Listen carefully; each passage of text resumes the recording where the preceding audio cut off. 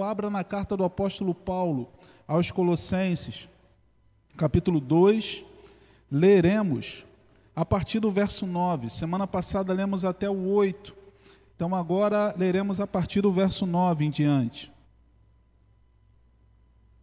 Colossenses, capítulo 2, a partir do verso 9.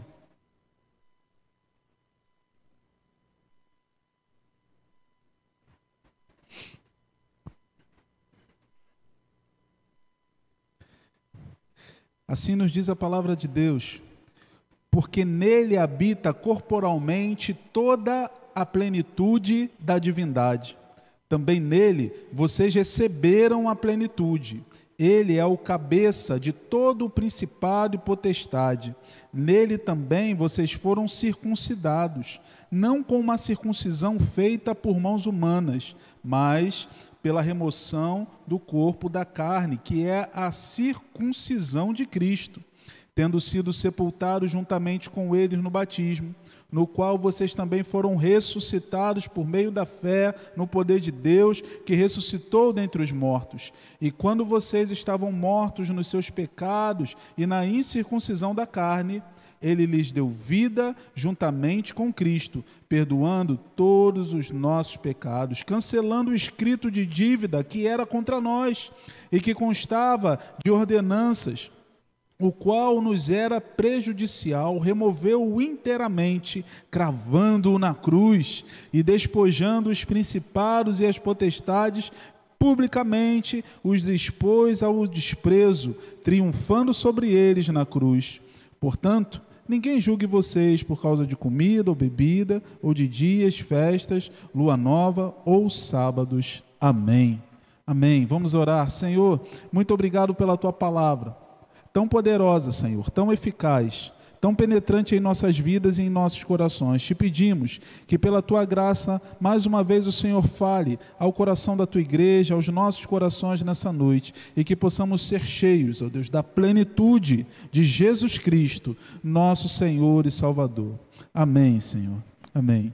Irmãos, como é bom quando podemos cantar de Jesus e quando podemos encontrar em Jesus a suficiência para salvar as nossas vidas, quando podemos encontrar nele a plenitude, tudo aquilo que nós precisamos. Mas na verdade parece que ou estarmos aqui, o batismo, o ato de levantarmos as mãos é apenas um primeiro passo na caminhada da fé. É o passo inicial, não é o último passo, porque a palavra do Senhor, ela faz um convite para cada um de nós, que nós venhamos a percorrer uma jornada com Cristo. É uma caminhada, é um caminho longo, é um caminho que vai, na verdade, definir toda a nossa vida, é um caminho que leva toda a nossa vida. Mas à medida que nós caminhamos com Cristo, à medida que nós caminhamos com o Senhor, nós vamos conhecendo mais do Senhor, e aí nós vamos percebendo que as coisas desse mundo começam a perder a importância, elas começam a ter o seu valor diminuído. Por quê? Porque nós entendemos que em Cristo somos plenamente satisfeitos. Os irmãos que têm o hábito de praticar o jejum, alguns deles têm praticado os jejuns por muitos dias, e eles começam a entender que, na verdade, o alimento não tem tanta importância, porque naquele momento de contrição, naquele momento de quebrantamento, a presença, eles começam a se aproximar da presença de Deus e ter o ouvido mais sensível para aquilo que Deus tem para lhes falar ao coração. E não é diferente no contexto da carta que lemos. Como já falamos, os colossenses, eles sofriam muitas pressões religiosas. Eles sofriam pressões por muitas seitas que surgiam naqueles dias. Muitas seitas, porque o cristianismo naquele momento começava a se misturar com a religião helênica, com o platonismo, com a filosofia grega. Então aquilo começava a trazer confusão na cabeça dos irmãos. Muitas seitas eram criadas a partir do cristianismo, ou misturando o cristianismo com outras religiões, e aquilo trazia confusão para aqueles irmãos. Então é missão do apóstolo Paulo trazer uma voz de alerta, alertar aquela igreja para que eles tenham cuidado. E ele usa uma palavra que é muito interessante, ele fala: cuidado para que ninguém escravize vocês por conta de filosofias e vãs sutilezas. Pensamentos errados podem nos escravizar.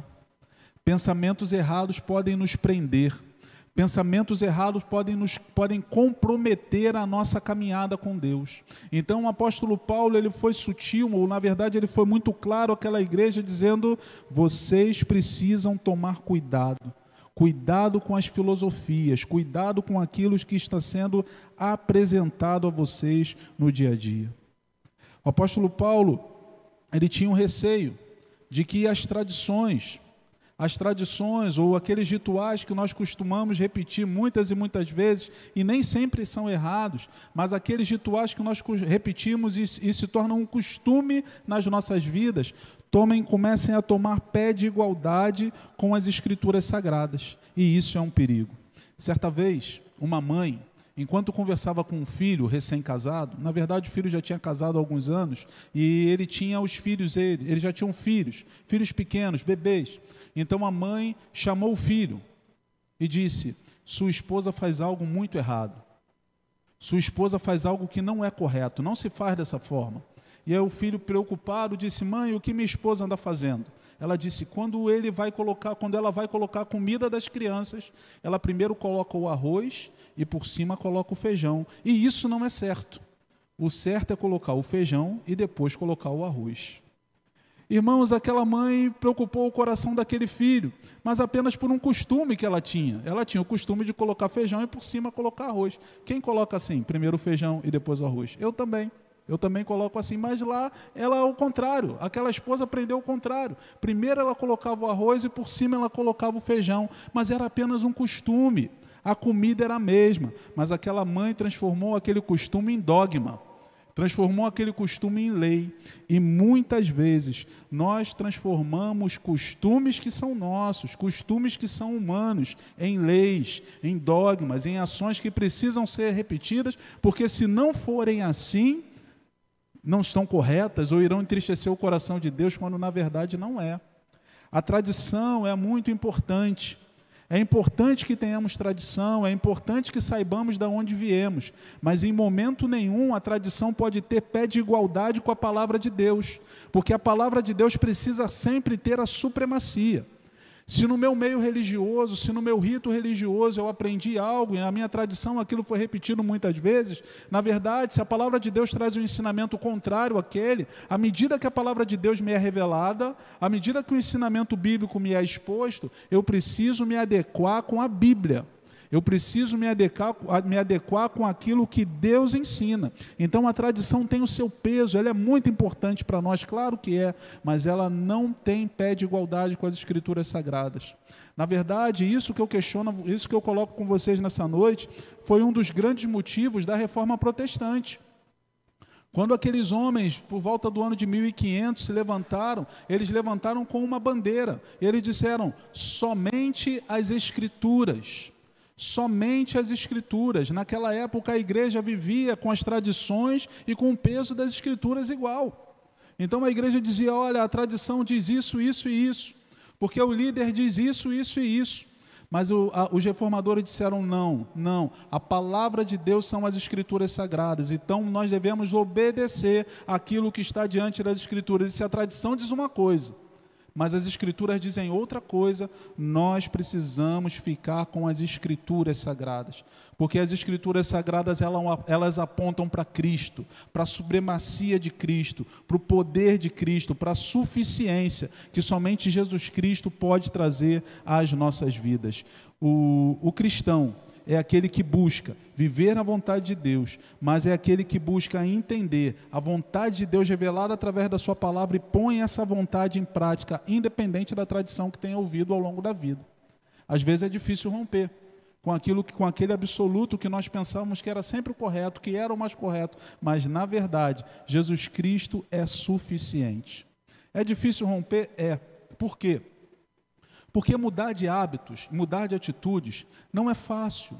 Não é para qualquer um, não é para qualquer pessoa. Nós nos habituamos, nós aprendemos, repetimos comportamento todo dia. E isso faz parte do nosso dia a dia. Eu, quando acordo pela manhã, eu ligo lá na internet e coloco na Band News para ouvir notícia. Enquanto isso, eu vou fazer o cafezinho. Termino o café. Aí termina de fazer o café, pega o pãozinho, você toma o café ainda ouvindo notícia. E aí depois você vai fazer as outras atividades do dia a dia. Esse é o meu ritual, esse é o meu hábito do dia a dia. Quando isso muda, parece que o dia está um pouquinho diferente. Tem uma irmã aqui de nossa igreja que ela diz: pastor, quando eu não posso ir à igreja no domingo, a minha semana é diferente. Isso é um bom ritual, é uma boa tradição. Nós precisamos sim praticar coisas boas, mas a tradição não nos leva à salvação. O que nos leva à salvação é a pessoa de Jesus Cristo e encontrarmos a suficiência somente no nosso Senhor e Salvador Jesus. Devemos tomar cuidado, meus irmãos. E o apóstolo Paulo, ele chama a atenção daquela igreja para as práticas espirituais que estavam acontecendo ali. A preocupação de Paulo era com as práticas enganosas. Aquela igreja sofria influências. E qual era a influência principal? Nas últimas semanas nós falamos sobre gnosticismo, docentismo, mas o apóstolo Paulo fala especificamente nesse momento da adoração que eles faziam a anjos. Eles entendiam que haviam seres espirituais, que haviam anjos, e sim, a Bíblia nos ensina que existem anjos, mas eles reverenciavam esses anjos, eles começavam a adorar esses anjos, eles entendiam que haviam poderes que eles não podiam controlar. Então, se eles pudessem ficar de bem com esses poderes, se eles pudessem ficar de bem com essas criaturas, então todo o universo conspiraria para o seu bem. Todo o universo colaboraria para que eles tivessem bons dias, para que eles tivessem dias de sucesso. Eles, naquela época, eles utilizavam desses elementos para poder viver uma vida plena e uma vida completa.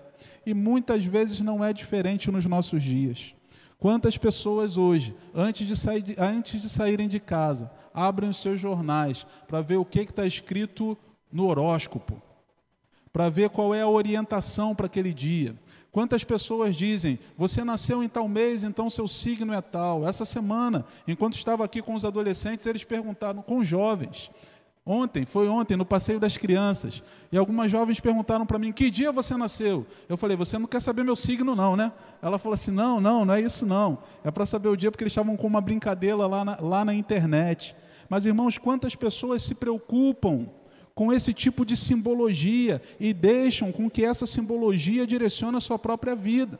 Certa vez, eu já compartilhei com vocês, um adolescente cristão, lá no seu Instagram, estava escrito lá: fulano de tal, solteiro, signo, tal signo, eu não lembro qual era, mas ele tinha um signo e colocou no Instagram. Irmãos, o signo do cristão é um só: Jesus Cristo. Jesus deve ser o signo, a cifra, o que simboliza, o símbolo do cristão é a pessoa do nosso Senhor e Salvador Jesus Cristo. É por isso que o apóstolo Paulo diz: eu já estou crucificado com Cristo, agora vivo não mais eu, mas Cristo vive em mim. Mas quantas vezes nós deixamos com que os enganos da fé comecem a deturpar a nossa forma de pensar, a nossa forma de agir. Nós credenciamos a objetos inanimados, poderes que eles não têm. Certa vez brincando, ou na verdade conversando, uma senhora veio para mim, tinha acabado de comprar um carro novo, carro bonito, e ela disse assim: pastor, preciso que o senhor ore pelo meu carro, porque eu comprei um carro. Eu falei: orar pelo carro? Sim.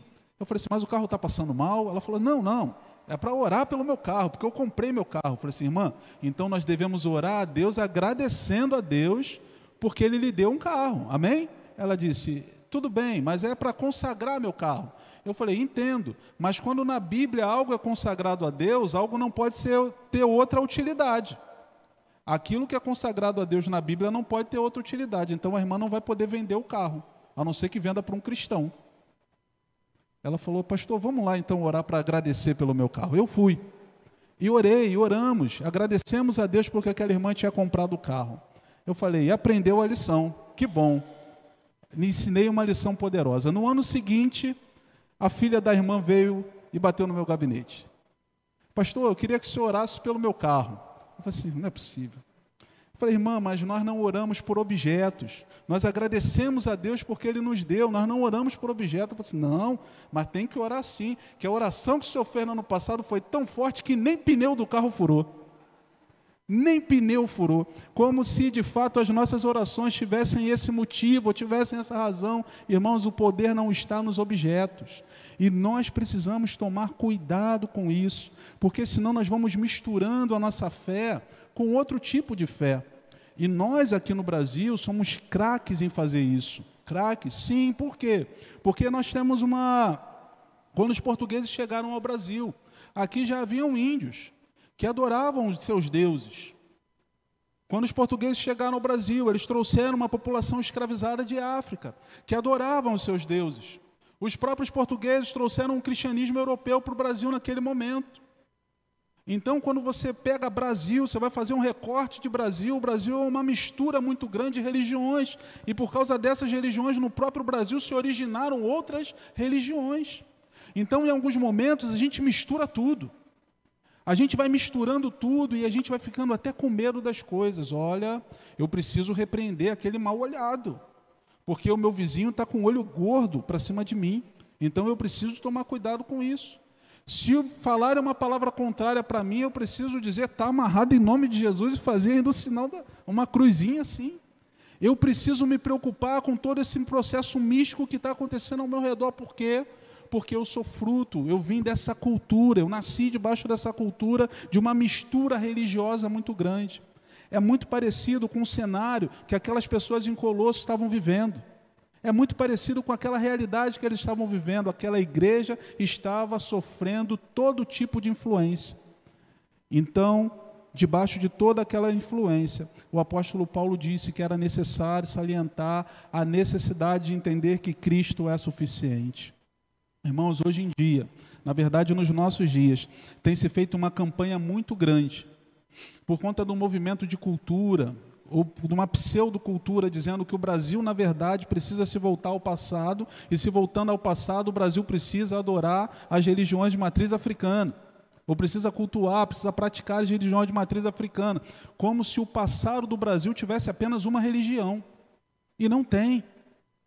O passado do Brasil tem uma influência muito grande de religiões, mas independente das religiões que venham, nós precisamos exaltar e engrandecer ao nome de Jesus. Por quê? Porque Jesus é o único caminho que nos leva até Deus. Jesus é a única verdade, Jesus é a vida. Então, quando o cristão propõe, ou quando o cristão prega, que não há nada que possa essa luz apagar, não há barreira que possa conter esse amor, porque Ele é Jesus, nós estamos, na verdade, declarando que a única fonte de salvação para toda a humanidade é Jesus. Pastor, mas a cultura, sim, a cultura é muito importante, mas a cultura, assim como as tradições, elas precisam ser submissas à vontade de Deus. E se elas não estiverem de acordo com a vontade de Deus, nós precisamos permanecer com a vontade de Deus. Um mártir da igreja, quando foi pressionado, preso, e disseram a ele, nega Jesus, porque se você negar Jesus, eu vou te livrar da sentença de morte que você recebeu. Ele disse, sigo a Jesus por toda a minha vida, e Jesus nunca me fez nada de mal. Como posso eu, à beira da morte, negar o meu Senhor? Jamais o farei. Irmãos, nós precisamos entender que a suficiência de Cristo deve dominar a nossa mente e as nossas emoções, além das crendices, além das tradições. Por quê? Porque o nosso Senhor, Ele foi o único que se deu na cruz do Calvário por nós. O nosso Senhor foi o único que pode, de fato, nos reconciliar com Deus e fazer com que nós vivamos uma vida plena na presença de Deus. Mas é difícil. Pessoas aqui da igreja pressionadas, escolas públicas ao nosso lado têm dito, olha, o trabalho que vale ponto é você fazer uma feira cultuando ou simbolizando religiões de matriz afro. Trabalho que vale ponto é você fazer um trabalho sobre inclusão, estimulando pessoas a práticas sexuais diferentes daquilo que a Bíblia Sagrada especifica. Os nossos valores são constantemente atacados. E nesse tempo, nós precisamos nos posicionar por Jesus, porque Jesus é suficiente, amém? Diga, Jesus é suficiente. Não há nada que se compare ao nosso Senhor e Salvador Jesus Cristo. Mas o texto continua. apóstolo Paulo vai dizendo que aqueles homens são completos em Cristo. Por quê? Porque Cristo é a imagem visível do Deus invisível. Jesus é o único que de fato pode representar a Deus. Por quê? Porque Ele é o próprio Deus. A Bíblia explica que Jesus ele se esvaziou da sua glória. Ele veio ao mundo, ele não abriu mão do seu poder, mas ele abriu mão de exercer o poder enquanto esteve aqui na terra em prol de si mesmo. Mas ele usou, sempre que ele usou de forma sobrenatural, o poder de Deus sobre sua vida, ele usou para abençoar a vida de outras pessoas e para tocar na vida de outras pessoas. Jesus viveu da forma perfeita, como Adão deveria ter vivido. Para quê? Para nos dar o exemplo. É por isso que o autor, o escritor, vai escrever um livro e ele dá o título a esse livro, Em Seus Passos, o que faria Jesus? Porque Jesus é aquele que deu passos que são dignos de serem copiados por nós. Então nós devemos copiar esses passos de Jesus, porque a obra de Cristo é uma obra completa. Quando uma criança nasce, ela cresce, e ela cresce pelos alimentos que ela recebe, não pelos brinquedos que ela recebe. A criança não cresce pela roupinha que você dá para ela. A criança cresce pelo alimento, pela forma como ela está sendo alimentada. E quando nós nos deparamos com a realidade de que somente Jesus Cristo é a fonte de salvação para as nossas vidas, nós mergulhamos no conhecimento do Senhor. Nós prosseguimos no conhecimento de Cristo. Como foi falado aqui nessa manhã, nós nos comprometemos mais e mais com essa obra que é a obra de Deus. E isso é o que faz com que nós cresçamos. É isso que faz com que nós venhamos a nos desenvolver. Cristo é o representante perfeito do Pai. E por isso Cristo pode nos dizer a forma certa como devemos viver e como devemos fazer em nossas vidas. Representante perfeito e representante verdadeiro. Eu e você, todos os anos, e ano que vem faremos isso novamente, se Deus assim permitir, votamos nos nossos representantes políticos. Mas nem sempre aqueles em quem votamos representam na plenitude aquilo que nós pensamos. Então nós votamos neles porque, pela sua bandeira, pelo seu discurso, eles dizem nos representar. Mas quando nós vemos as suas ações no dia a dia, eles têm ações diferentes daquilo que disseram. Ações que nós não concordamos. Então são representantes, mas não são representantes confiáveis. Nos nossos dias, na verdade, tem sido difícil confiar em algumas coisas. As pessoas lá de São Paulo viveram uma crise muito grande nesses últimos dias. As pessoas que têm hábito de consumir bebida alcoólica, por conta do metanol, que foi misturado com bebida alcoólica. Os irmãos acompanharam isso? Os irmãos viram isso? Aconteceu. Você não estava no Brasil, mas aconteceu isso. Misturaram metanol com bebida alcoólica e pessoas chegaram a morrer por conta disso. Mas na última semana, a polícia investigando conseguiu alcançar uma dessas famílias. Uma família, porque era a esposa e o marido que estavam adulterando bebida.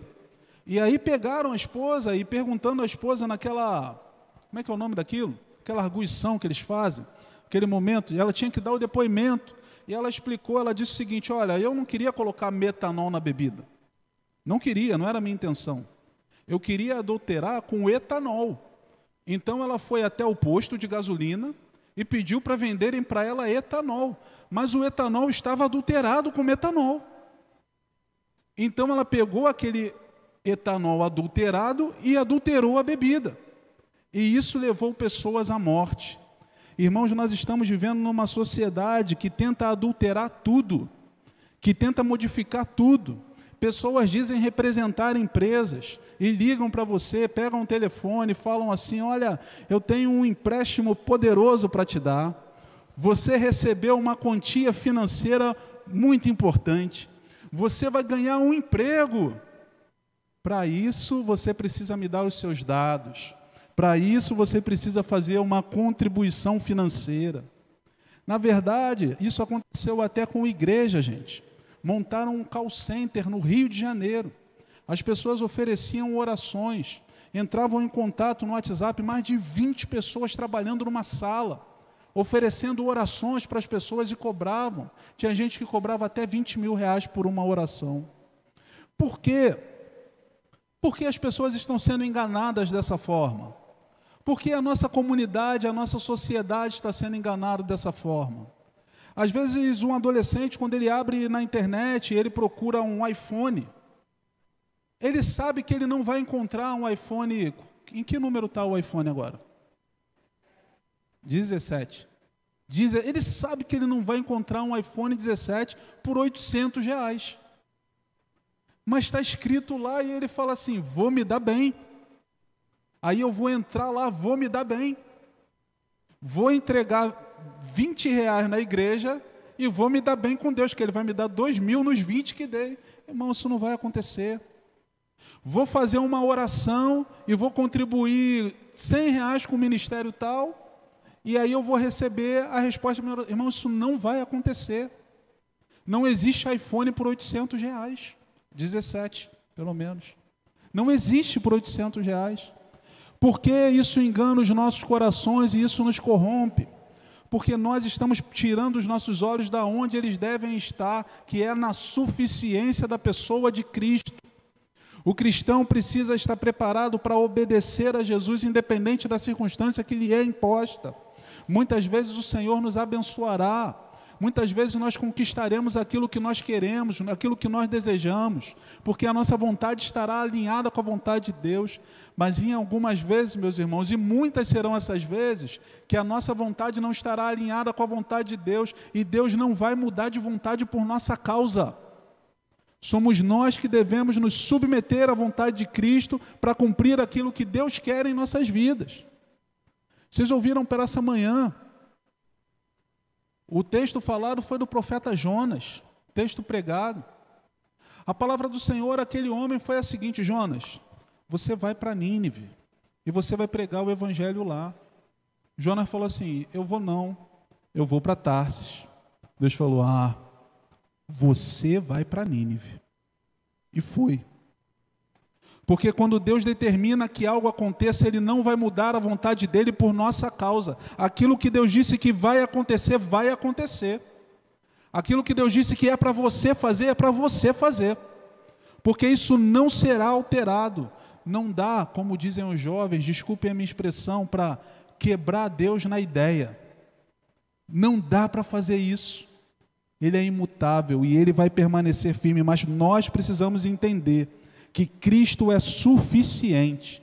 Jesus Cristo é suficiente para direcionar as nossas vidas e os nossos corações. E é por isso que nós precisamos nos envolver com Ele, entendendo que Ele é o representante perfeito do Pai, e que porque Ele é o representante perfeito de Deus, Ele é digno de que nós ouçamos as Suas palavras e apliquemos aquilo que Ele nos tem mandado fazer. Amém? Amém. Então diz aí baixinho assim, eu vou obedecer Jesus. Pode dizer baixinho. Existem verdades que estão nesse texto e que o apóstolo Paulo vai ensinar para aquela igreja. O apóstolo Paulo, ele parte do pressuposto que eles estão firmados em Cristo, que eles são igreja. Então, para que nós possamos ter uma vida plena, uma vida verdadeira, é necessário que nós tenhamos um compromisso com Jesus. Isso quer dizer conversão. Isso é conversão. Se você não entrega a sua vida a Jesus como seu Salvador, não adianta você pedir que Deus se comprometa com você. Porque esse processo é um processo de conversão. Conversão não é adesão.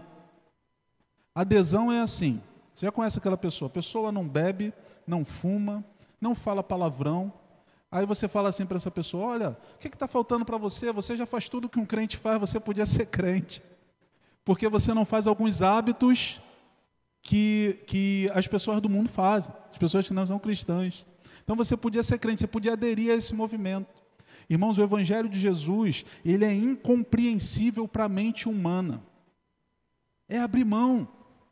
O Evangelho de Jesus é abrir mão daquilo que nos dá prazer, daquilo que nos traz conforto, dos nossos pensamentos. A palavra do Senhor, ela nos desafia para abrirmos mão das nossas próprias vidas. Como assim? Se é incompreensível à mente humana, quem o compreenderá? Aquele a quem o Espírito Santo de Deus o revelar. É por isso que quando nós oramos, quando nós queremos que uma pessoa se converta, nós oramos a Deus, pedimos que o Espírito Santo traga iluminação àquela mente, para que aquela mente finalmente possa entender, porque é o Espírito Santo que convence o homem do pecado, do juízo e da justiça. Agora, a partir do momento que essa pessoa é convencida pelo Espírito Santo, a partir do momento que essa pessoa é transformada pelo poder do Espírito Santo, aí ela começa a compreender as coisas de Deus. Aí ela começa a praticar as coisas de Deus. Por quê? Porque ela nasceu de novo. Ela passa por um processo de novo nascimento. Não adianta a gente tentar incorporar a cultura cristã, a cultura evangélica, a cultura de Jesus, as nossas ações, se nós de fato não entregarmos a nossa vida verdadeiramente a esse Jesus. Porque senão vão ser apenas rituais, vão ser apenas movimentos, é apenas a forma como se fala. Meu barbeiro ainda não é cristão, mas ele já chama todo mundo de varão, de varoa. Ele fala, está tudo na paz? Hoje em dia, o nosso linguajar, ele já penetrou toda a sociedade. Mas não é isso que transforma vidas. O que transforma vidas é uma entrega genuína, um compromisso real com Deus. É isso que de fato transforma os corações, esses corações convertidos, essas pessoas que são convencidas pelo poder do Espírito Santo agora, elas conseguem praticar. Por quê? Porque agora elas conseguem entender. É por isso que agora eu vou casar. Por quê? Porque eu entreguei minha vida a Jesus, eu fui convencido pelo poder de Jesus. Então, agora eu vou casar, não vou mais morar junto, eu vou casar. É por isso que agora eu não vou mais roubar, porque eu entreguei minha vida a Jesus. É por isso que agora eu vou centralizar a minha adoração somente na pessoa de Jesus. Por quê? Porque eu fui convertido. A conversão muda o sentido, a forma como minha mente funciona. E aquele que está convertido, aquele que está preso, aquele que está plantado em Jesus, foi circuncidado nele. É o que Paulo está dizendo. O que é isso, pastor? O que é circuncisão? Circuncisão era um ritual judeu. Tirava a pele do prepúcio do pênis do homem. E aquele era o símbolo na carne da aliança que aquele povo tinha com Deus. O apóstolo Paulo estava dizendo em resistência aos judaizantes que estavam tentando convencer os cristãos a manter hábitos judaicos. Ele estava dizendo o seguinte: olha, a circuncisão que Cristo traz não é uma circuncisão na carne, mas é uma circuncisão no coração. Então essa circuncisão, esse movimento, esse início que Cristo faz na sua vida, ele na verdade ele não é um movimento físico, mas ele aponta para um movimento espiritual. O apóstolo Paulo não está inventando uma nova doutrina, na verdade, ele está usando o livro de Deuteronômio, capítulo 10, versículo 16, Jeremias, capítulo 4, versículo 4 e Ezequiel 44, 7, quando Deus ensina que o povo deve ter o coração circuncidado e não apenas o seu corpo naquele momento. Cristo faz a circuncisão completa, a obra perfeita no coração do crente. Por isso, nós devemos entender que os poderes espirituais, porque Cristo circunda o crente, Cristo passa a morar no crente através do Espírito Santo. Então o crente não é refém, ele não é vítima das ações espirituais que estão acontecendo ao seu redor, mas ele é alguém que tem a sua confiança em Cristo. Ele não tem medo, porque ele pode confiar na pessoa de Jesus. Nós temos sim alguns memoriais, alguns símbolos que a igreja pratica até hoje, porque foram ordenanças do Senhor. O Senhor disse que nós deveríamos nos reunir em seu nome, em torno da mesa, para celebrarmos a ceia do Senhor. E deveríamos fazer isso até que Ele viesse, porque quando nós fizéssemos isso, nós estaremos anunciando a todas as pessoas que o nosso Senhor voltará. Então Ele disse, olha, é necessário, façam isso. O Senhor, Ele batizou todos os seus discípulos. Então, é importante, é um processo de iniciação ali na caminhada da fé, mas esses são apenas símbolos. A ceia do Senhor não tem poder em si mesma. Aquele cálice, aquele suco de uva, gente, é suco de uva, e ele não faz milagre. Aquele pão, que nem pão é um tipo de biscoito hoje em dia, ele não opera algo sobrenatural na sua vida, não se transforma, mas ele é um símbolo daquilo que Jesus Cristo fez. Por isso que não adianta você pegar um pedaço do pão, pegar o cálice e falar assim, vou levar para a pessoa que está lá no hospital, vou levar para a pessoa que não veio, porque não tem significado nenhum você fazer isso. Aquilo só tem significado quando nós estamos juntos. Paulo fala, quando vocês se reunirem, quando vos reunirdes. Então aquilo tem o significado de obediência, porque nós estamos na presença do Senhor. mas não existe poder sobrenatural naqueles elementos. É apenas suco de uva, e não é nem vinho, é suco de uva.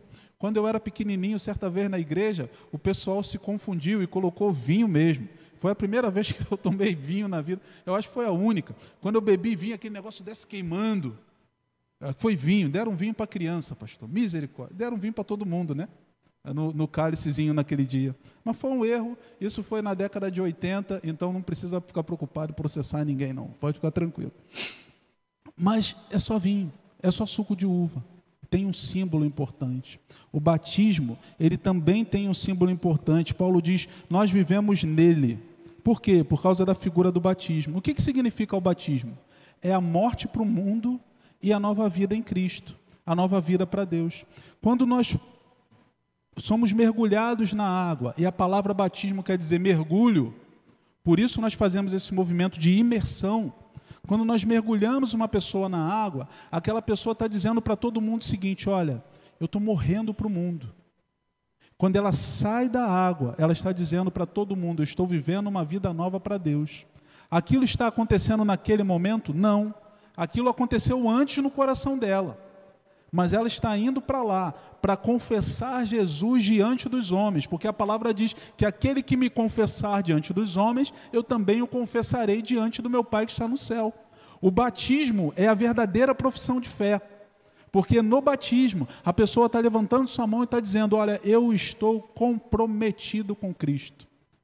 É interessante que até no Antigo Testamento, o Senhor deixa todos esses sinais, toda essa simbologia, Ele vai ensinando didaticamente ao povo. Você vai se lembrar, você que gosta da Bíblia, vai se lembrar que o povo de Israel, em dado momento da sua história, na verdade ele se torna um povo numeroso no país do Egito. Lembram disso? É lá no Egito que ele se torna um povo numeroso. Lá na África, no Egito. E ali na África, no Egito, eles são escravizados. Eles se tornam escravos. E se levanta um faraó que tenta oprimi-los e tenta matar até as suas criancinhas. Eles tentam sair daquele Egito, mas eles não conseguem porque agora são escravos. Assim também, eu e você somos escravos do pecado quando nascemos. Às vezes a gente tenta sair do pecado, tenta passar do pecado, tenta abandonar o pecado, mas parece que o pecado fica segurando a gente. Tenta segurar a gente. Mas a palavra de Deus diz que Deus enviou um homem, enviou Moisés, o libertador. Esse homem, Moisés, nessa ação, ele prefigura o Cristo. Porque Jesus foi aquele enviado por Deus para me libertar e para te libertar dos seus pecados. Então esse homem vai até o Egito, vai até o lugar do pecado, vai até o lugar do cativeiro, vai até o lugar da minha e da sua prisão. Ele liberta aquele povo, o povo de Israel. Mas quando aquele homem, Moisés, ele liberta o povo de Israel, ele começa a conduzir aquele povo por um deserto. E aquele povo passa pelas águas, eles passam pelo mar, ainda que passem pés enxutos, mas o simbolismo ali é o povo passa por uma nova realidade, há um batismo, há uma iniciação. Então aquele povo passa pelo meio do mar, aquele povo passa pelas águas. Assim também aquele que entrega a vida a Jesus, que é liberto por Jesus pelos seus pecados, essa pessoa de tanta felicidade, ela quer dizer para todo mundo que ela entregou a sua vida a Jesus, então ela passa pelas águas. Depois que o povo passa pelas águas, ele é conduzido pelo deserto, porque a vida muitas vezes é um deserto, mas é no deserto que o povo recebe do maná. E o maná nada mais é do que o pão que desce do céu. E Jesus disse, eu sou o pão que desce do céu.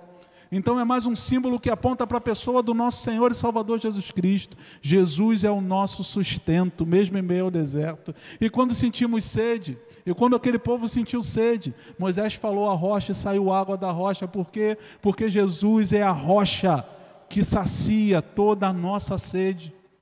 Toda a Bíblia, meus irmãos, apontam para a pessoa de Jesus. A saída do povo de Israel e a chegada até a Canaã aponta para Jesus, aponta para a pessoa de Jesus. E nós também, ou você também, que saiu do Egito do pecado, que saiu do Egito do mundo, precisa se comprometer com Cristo, através do batismo, dando público testemunho para todas as pessoas. Precisa sim ser alimentado pela suficiência do pão da vida que desce do céu, que é a pessoa do nosso Senhor e Salvador Jesus Cristo. Sabe por quê? Porque Jesus é aquele que está te conduzindo para Canaã, Jesus é aquele que está te conduzindo para a terra prometida, que não é uma terra desse mundo, não é um lugar desse mundo, mas é um lugar na eternidade, porque o Senhor foi preparar para nós um lugar na eternidade. E é nesse lugar que nós temos segurança. É nessa pessoa, na pessoa de Jesus, que nós temos segurança, porque Ele foi preparar para os seus servos um lugar na eternidade. Paulo disse: vocês estão vivos nele, vocês estão livres da lei. E aí Paulo usa uma figura que é tão importante, tão imponente. Naquela época existiam pergaminhos. Os livros não eram como os nossos, eram pergaminhos. E Paulo diz que existe um pergaminho com o meu e com o seu pecado. Na verdade, com o pecado da humanidade. Você fez isso, mas ninguém sabe, mas você sabe. Deus sabe, você sabe. Você pensa dessa forma, mas ninguém sabe, mas você sabe. O acusador usava a ferramenta do pecado, que nós mesmos cometemos para nos acusar. E ele é especialista em fazer isso. A Bíblia fala que existe diabo. Diabo é coisa de verdade, gente. Não é mentira, não é conto da carochinha, não. Existe um inimigo espiritual que nos acusa. Mas o apóstolo Paulo, ele disse que em relação àquele que recebeu a obra completa de Cristo na sua vida, esse pecado, essa acusação, essa cédula, esse documento foi cravado na cruz do Calvário. Foi cravado na cruz do Calvário com nosso Senhor, porque Ele pagou o preço por nós. Então não existe mais peso de acusação. Nenhuma condenação há para aqueles que estão em Cristo Jesus. Não há condenação para aqueles que vivem uma vida nova em Cristo Jesus. É por isso que é importante você entregar a sua vida a Jesus e se comprometer verdadeiramente com esse Senhor. Nós somos vitoriosos nele. Nós somos vitoriosos em Jesus, porque Ele perdoa os nossos pecados. Aquela igreja porque está arraigada, está alicerçada em Jesus. E aqui no final, Jesus, o apóstolo Paulo, ele usa um termo que é muito interessante. Porque ele está falando aqui agora de um rei que conquistou uma batalha. E agora esse rei, ele está voltando para sua casa, com o seu exército. E aqueles que foram os seus opositores estão sendo levados cativos para o rei, para o seu reino.